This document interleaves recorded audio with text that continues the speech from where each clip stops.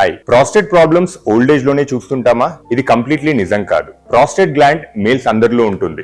Age పెరిగే కొద్దీ prostate size కూడా పెరుగుతుంది. కానీ సిమ్టమ్స్ యూజువల్లీ ఎన్లార్జ్ ప్రాస్టేట్ వల్ల 50 ఇయర్స్ పైబడ్డ వాళ్ళల్లో, 60 ఇయర్స్ పైబడ్డ వాళ్ళల్లో ఎక్కువగా చూస్తుంటాం. ప్రాస్టేట్ ఎన్లార్జ్మెంట్ సిమ్టమ్స్ అనేవి యూజువల్లీ యూరిన్ ఫ్లో స్లో అవ్వచ్చు, ఫ్రీక్వెంట్ గా యూరిన్ రావచ్చు, అర్జెన్సీ అనేది ఉండొచ్చు, తట్టుకుంటూ యూరిన్ రావడము.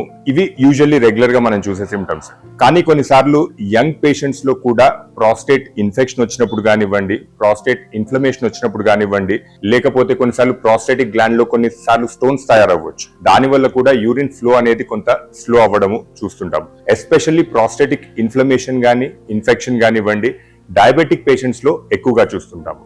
అందుకే ఏజ్ కంటే అవేర్నెస్ ఇంపార్టెంట్. సిమ్టమ్స్ ని దృష్టిలో పెట్టుకోండి. మీ యూరాలజిస్ట్ ని వెంటనే కన్సల్ట్ చేయండి.